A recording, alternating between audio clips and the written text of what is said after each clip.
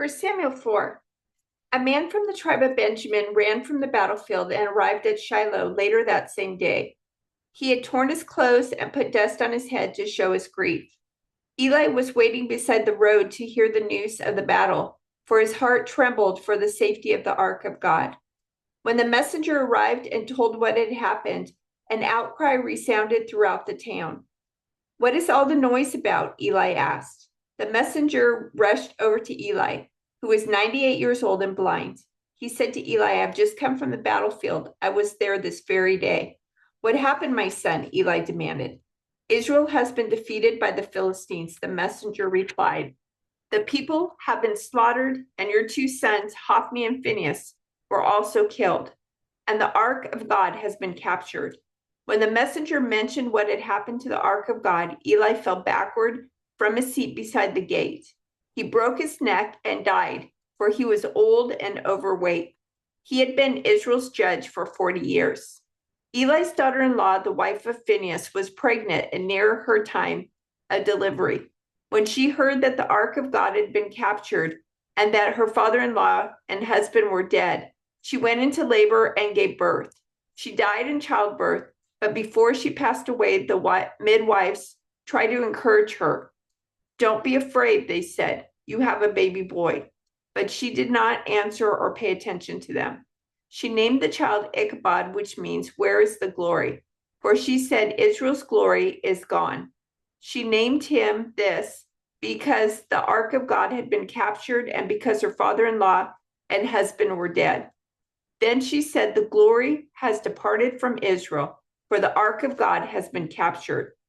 After the Philistines captured the ark of God, they took it from the battleground at Ebenezer to the town of Ashdod.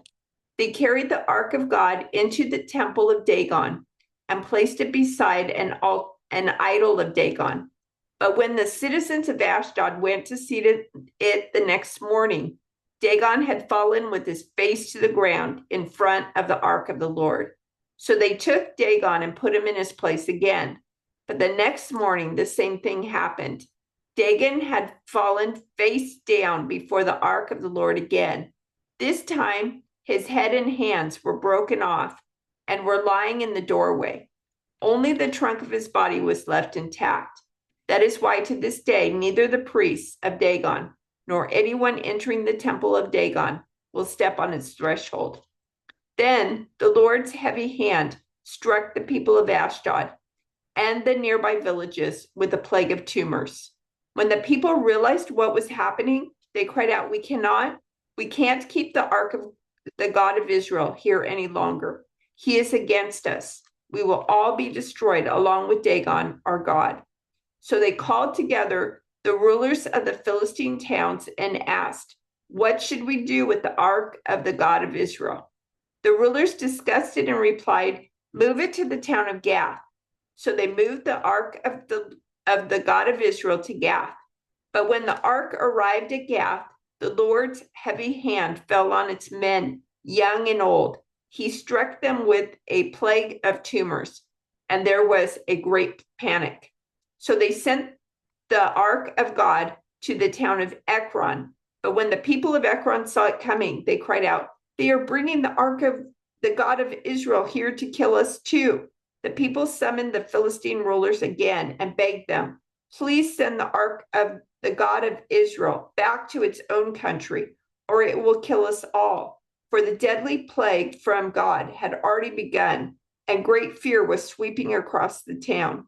Those who didn't die were afflicted with tumors, and the cry from the town rose to heaven. The ark of the Lord remained in Philistine territory 7 months in all.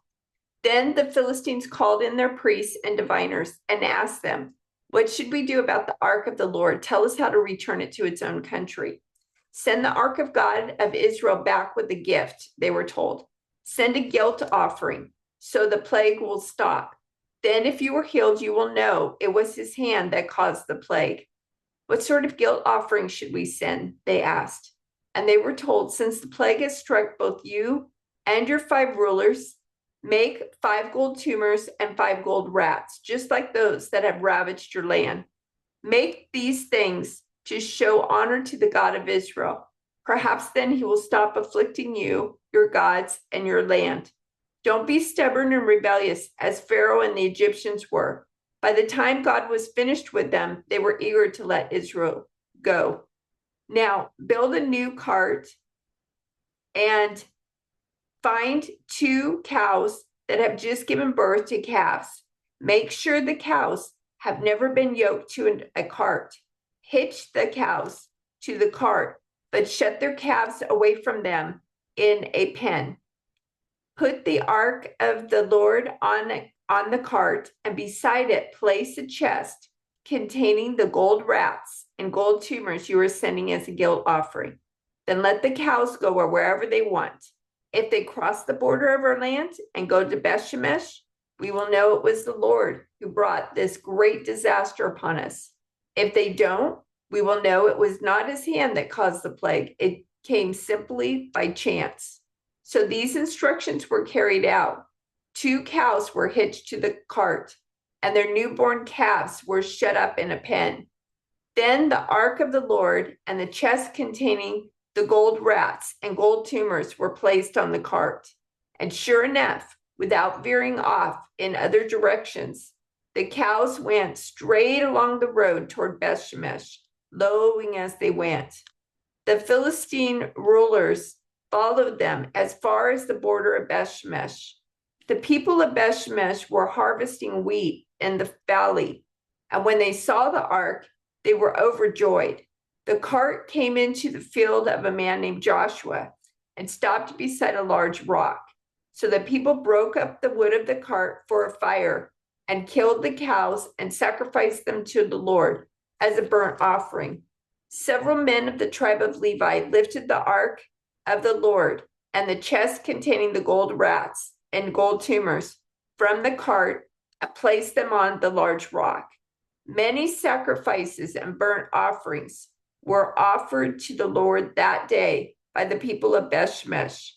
The 5 Philistine rulers watched all this and then returned to Ekron that same day. The 5 gold tumors sent by the Philistines as a guilt offering to the Lord were gifts from the rulers of Ashdod, Gaza, Ashkelon, Gath, and Ekron. The 5 gold rats represented the 5 Philistine towns and their surrounding villages, which were controlled by the 5 rulers. The large rock at Beth-Shemesh, where they set the ark of the Lord, still stands in the field of Joshua as a witness to what happened there. But the Lord killed 70 men from Beth-Shemesh because they looked into the ark of the Lord. And the men and the people mourned greatly because of what the Lord had done. Who is able to stand in the presence of the Lord, this holy God? They cried out. Where can we send the ark from here? So they sent messengers to the people of Kiriath-Jearim and told them, the Philistines have returned the ark of the Lord. Come here and get it. So the men of Kiriath-Jearim came to get the ark of the Lord. They took it to the hillside home of Abinadab and ordered Eleazar his son to be in charge of it. The ark remained in Kiriath-Jearim for a long time, 20 years in all. During that time, all Israel mourned because it seemed the Lord had abandoned them. Then Samuel said to all the people of Israel, if you want to return to the Lord with all your hearts, get rid of your foreign gods and your images of Ashtoreth. Turn your hearts to the Lord and obey him alone. Then he will rescue you from the Philistines. So the Israelites got rid of their images of Baal and Ashtoreth and worshipped only the Lord. Then Samuel told them, gather all of Israel to Mizpah, and I will pray to the Lord for you. So they gathered at Mizpah and in a great ceremony drew water from a well and poured it out before the Lord. They also went without food all day and confessed that they had sinned against the Lord. It was at Mizpah that Samuel became Israel's judge. When the Philistine rulers heard that Israel had gathered at Mizpah, they mobilized their army and advanced. The Israelites were badly frightened when they learned that the Philistines were approaching. Don't stop pleading with the Lord our God to save us from the Philistines, they begged Samuel. So Samuel took a young lamb, and offered it to the Lord as a whole burnt offering. He pleaded with the Lord to help Israel, and the Lord answered him. Just as Samuel was sacrificing the burnt offering, the Philistines arrived to attack Israel. But the Lord spoke with a mighty voice of thunder from heaven that day, and the Philistines were thrown into such confusion that the Israelites defeated them. The men of Israel chased them from Mizpah to a place below Bethkar, slaughtering them all along the way. Samuel then took a large stone and placed it between the towns of Mizpah and Jeshanah. He named it Ebenezer, which means the stone of help, for he said, up to this point, the Lord has helped us. So the Philistines were subdued and didn't invade Israel again for some time. And throughout Samuel's lifetime, the Lord's powerful hand was raised against the Philistines. The Israelite villages near Ekron and Gath that the Philistines had captured were restored to Israel, along with the rest of the territory that the Philistines had taken. And there was peace between Israel and the Amorites in those days. Samuel continued as Israel's judge for the rest of his life. Each year he traveled around, setting up his court first at Bethel, then at Gilgal, and then at Mizpah. He judged the people of Israel at each of these places. Then he would return to his home at Ramah, and he would hear cases there too. And Samuel built an altar to the Lord at Ramah. As Samuel grew old, he appointed his sons to be judges over Israel. Joel and Abijah, his oldest sons, held court in Beersheba, but they were not like their father, for they were greedy for money. They accepted bribes and perverted justice.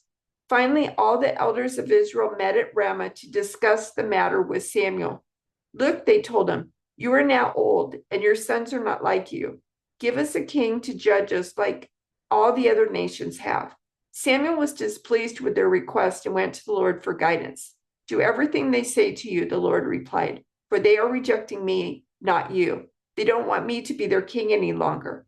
Ever since I brought them from Egypt, they have continually abandoned me and followed other gods, and now they are giving you the same treatment.